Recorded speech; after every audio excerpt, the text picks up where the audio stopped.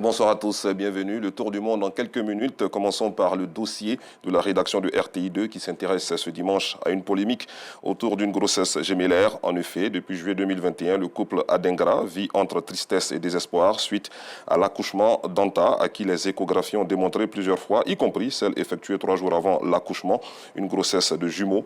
Malheureusement, la dame se retrouve avec un seul bébé à la suite d'une intervention chirurgicale dans une clinique de Cocody-Angré. La suite de cette histoire dans notre édition de 19h30 avec Assitan Diara et Ange Agou. Direction à présent à Bobo, où un incendie a perturbé ce matin la quiétude d'une famille au plateau d'Okuyi, non loin de l'établissement scolaire à Damasanogo. Selon des témoignages recueillis sur place, un court-circuit serait à l'origine du feu. Que s'est-il passé réellement? Quel est le bilan des dommages collatéraux? Réponse à ces questions tout à l'heure avec Yacouba Koulibaly et Maïssa Kogaï. Restons dans la commune la plus peuplée de notre pays pour dire que l'ONG Adonai Vie fait de la promotion de la paix et la préservation de l'intérêt des populations une priorité. À cet effet, elle a organisé une conférence de presse durant laquelle elle a réaffirmé sa volonté de contribuer à des élections locales apaisées. La rencontre s'est tenue le vendredi dernier dans la commune d'Abobo au siège de l'ONG. Abdul Aziz Guira et Anisette Konam-Blessing. Les Ivoiriens se rendront aux urnes le 2 septembre prochain dans le cadre des élections municipales et régionales. C'est le lieu pour plusieurs organisations d'appeler à des élections apaisées. C'est le cas de l'ONG Adonai Vie, située au sud de la commune d'Abobo.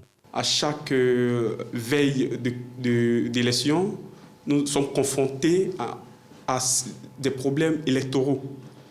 Alors nous voulons donc sensibiliser, participer à la sensibilisation de la population afin de décrisper de plus souvent l'atmosphère politique en Côte d'Ivoire. Le message est clair, c'est ensemble que nous allons bâtir la Côte d'Ivoire, c'est ensemble que nous allons construire la Côte d'Ivoire, c'est ensemble que nous allons participer, nous allons rétrograder donc le seuil de difficulté en Côte d'Ivoire.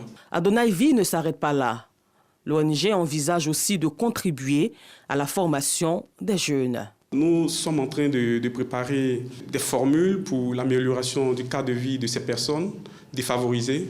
Et nous comptons donc former ces personnes et les insérer dans des emplois. Nous avons déjà pris contact avec certains experts qui sont dans des domaines spécifiés, à qui on va présenter un certain nombre de jeunes qui sont déjà recensés. Il y a des formations en électricité à donner. Il y a des formations en élevage, il y a des formations donc, en génie civil. L'ONG Adonai Vie a déjà contribué à l'insertion professionnelle d'une centaine de jeunes, un nombre qu'elle compte accroître dans les prochaines années.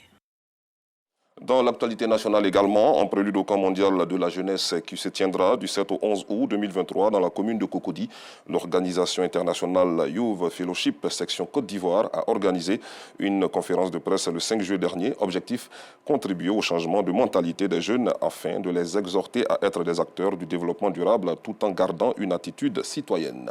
Les détails tout à l'heure avec Yacouba Koulibaly. Direction l'ouest de la Côte d'Ivoire où le cercle des groupements féminins de la région du Tonkoui s'agrandit.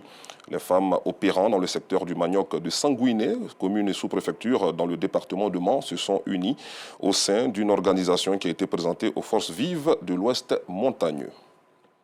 À l'international, les transitions en cours au Mali, au Burkina Faso et en Guinée avancent-elles suffisamment vite vers le retour à l'ordre constitutionnel?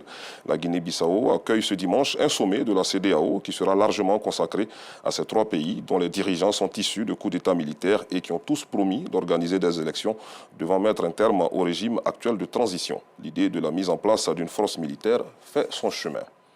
Toujours sur le continent, le président du Gabon, Ali Bongo Ondimba, au pouvoir depuis près de 14 ans, a annoncé ce dimanche qu'il sera candidat à un troisième mandat à la présidentielle du 26 août prochain. Il est pour l'heure favori face à une opposition très désunie. Fin de ce flash, rendez-vous à 19h30.